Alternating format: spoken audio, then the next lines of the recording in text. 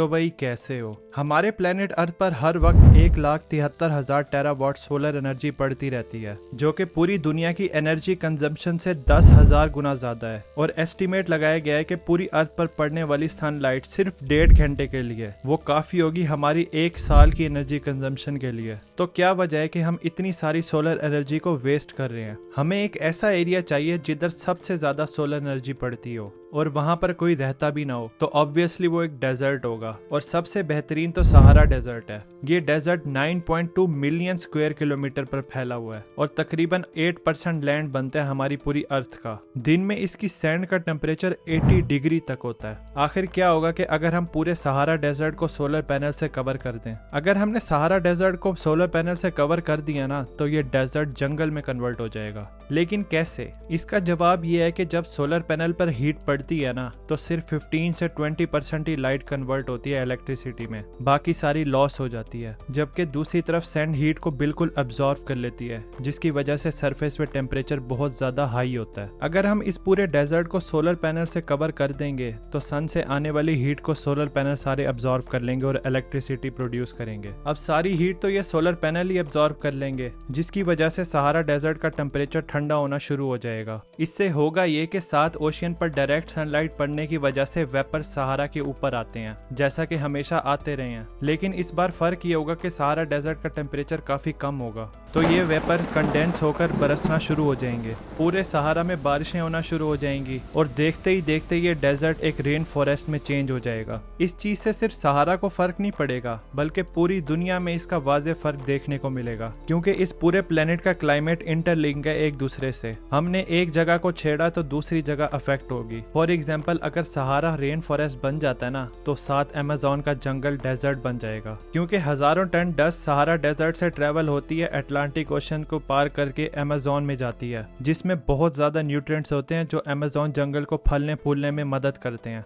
खैर, अगर हमने पूरी दुनिया को सोलर एनर्जी पर चलाना है, तो हमें पूरे सहारा डेजर्ट को सोलर पैनल से कवर करने की जरूरत ही नहीं है। अगर हम सिर्फ इस डेजर्ट का 1.2% एरिया ही कवर करते हैं सोलर पैनल से, तो पूरी दुनिया की मॉडर्न डे इलेक्ट्रिसिटी की डिमांड पूरी हो जाएगी। तो सब ये मिलकर कर क्यों नहीं लेते? इतना अच्छा तो प्लान है, बट इसमें काफी सारी प्रॉब्लम्स हैं। सबसे पहले तो वही बेसिक प्रॉब्लम, पैसे कहां से आएंगे और कौन देगा पैसे इसके लिए। एस्टीमेट लगाया गया है कि सिर्फ 1% सहारा डेजर्ट को सोलर पैनल से कवर करने की कॉस्ट $51 ट्रिलियन है, और ये तो सिर्फ डेजर्ट में सोलर पैनल को इंस्टॉल करने की कॉस्ट है। और जो बिजली ये सोलर पैनल प्रोड्यूस करेंगे, तो उसको दुनिया के कोने कोने में पहुंचाने के लिए अलग कॉस्ट होगी, क्योंकि जगह जगह पर पावर स्टेशन बनेंगे जिधर से ये बिजली ट्रांसफर की जाएगी। चलो मान लेते हैं कि हमारे पास इनफाइनाइट पैसे आ गए हैं और हमने खर्चा करके सोलर पैनल्स लगा भी दिए डेजर्ट में, तो प्रॉब्लम आएगी इलेक्ट्रिसिटी ट्रांसफर में। इलेक्ट्रिसिटी को जब हम एक जगह से दूसरी जगह ट्रांसफर करते हैं, तो काफी ज्यादा इलेक्ट्रिसिटी लॉस देखने को मिलता है। एक तो पहले ही सोलर पैनल 20% बिजली प्रोड्यूस कर रहे हैं और ऊपर से ये ट्रांसफर लॉस भी झेलना पड़ेगा। और थर्ड प्रॉब्लम है कि अगर सिर्फ अफ्रीका में ही सोलर फार्म बना दिया जाए,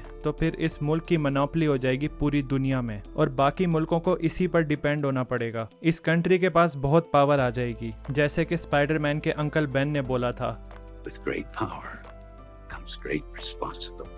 वैसे भी हिस्ट्री में कई दफा रिसोर्स के पीछे दुनिया में कई कंट्रीज में लड़ाइयाँ हुई हैं। चौथी प्रॉब्लम ये आती है कि अगर हम इसको डेजर्ट में लगाते हैं, तो उधर तो रेत के तूफान आते रहते हैं, तो सोलर पैनल्स पे तो मिट्टी जम जाएगी, तो उनको हटाने का इंतजाम तो करना पड़ेगा। अब कोई 10-20 सोलर पैनल तो होंगे नहीं, 52 बिलियन सोलर पैनल्स होंगे। इसके साथ साथ ये टाइमली मेंटेनेंस भी मांगते हैं ताकि इनकी एफिशिएंसी बरकरार रहे, तो एक भारी मेंटेनेंस कॉस्ट भी हमें अपने जहन में रखनी पड़ेगी। और फाइनली ये है कि इन सोलर पैनल्स की लाइफ होती है जो कि 25 से 30 साल के आसपास होती है। क्या होगा अगर इतने सारे पैसे और रिसोर्स लगाने के बावजूद ये 52 बिलियन सोलर पैनल 30 साल के बाद एक्सपायर हो जाएंगे? फिर नए सिरे से इन सोलर पैनल्स को लगाना पड़ेगा, उसकी अलग कॉस्ट होगी। और फिर इन यूज सोलर पैनल का क्या होगा, क्योंकि इन सोलर पैनल्स को रिसाइकल करना प्रॉफिटेबल है ही नहीं। तो इन सब मसलों की वजह से ग्लोबल स्केल पर सोलर पैनल का कदम अभी तक नहीं उठाया गया। तो अगर हम यहाँ पर ग्लोबल अप्रोच को छोड़ दें और इंडिविजुअल लेवल पर सोचें तो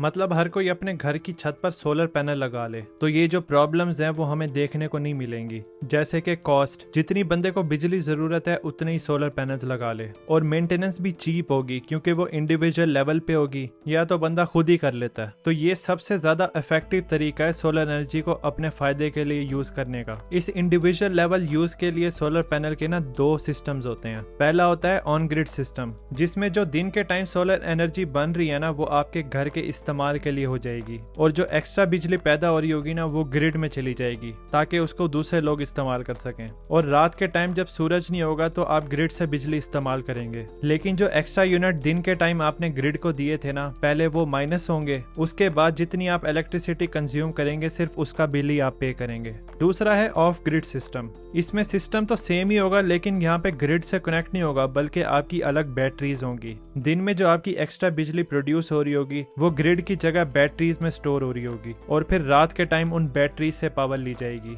लाइफ तो इन पैनल्स की 25 से 30 साल है, तो ये 2 से 3 साल में ही आपकी कॉस्ट निकाल देंगे। बाकी 20 साल आप मुफ्त में बिजली इस्तेमाल करेंगे, और ये एक बेहतरीन तरीका है बिजली के बिलों से बचने के लिए। इंडिविजुअल लेवल में घरों के अलावा लोगों ने अपने स्मॉल स्केल बिजनेसेस में भी इसको इस्तेमाल करना शुरू कर दिया है, जैसे कि फैक्ट्रीज की मशीन को रन करने के लिए इस्तेमाल किया जाता है। इवन के एग्रीकल्चर में भी इसका इस्तेमाल देखने को मिलता है। लोग पानी वाले ट्यूबवेल चलाने के लिए इसका इस्तेमाल करते हैं क्योंकि ये डीजल के मुकाबले में काफी सस्ता पड़ता है और है भी वन टाइम इन्वेस्टमेंट। तो ओवरऑल सोलर पैनल के यूज से इंसानों को लॉन्ग टर्म में फायदा ही होगा, और आने वाले टाइम में तो हमें ऐसी इनोवेशंस भी देखने को मिलेंगी जो बिल्कुल सोलर से चलती होंगी। जैसे कि ये गाड़ी बनाई है जो बिल्कुल सोलर पे चलती है, इस तरह ये बोट भी फुली सोलर है, और ये सोलर एयरक्राफ्ट जो हजारों किलोमीटर सिर्फ सोलर पावर से ही चला है। ये तो खैर वक्त ही बताएगा कि फ्यूचर में ये चीजें कमर्शियल होंगी भी या नहीं। फ्यूचर को अभी तो हम नहीं देख सकते, लेकिन सऊदी अरब का ये फ्यूचर सिटी द लाइन, इसको हम जरूर देख सकते हैं। इस पे मैंने डिटेल में वीडियो बनाई है,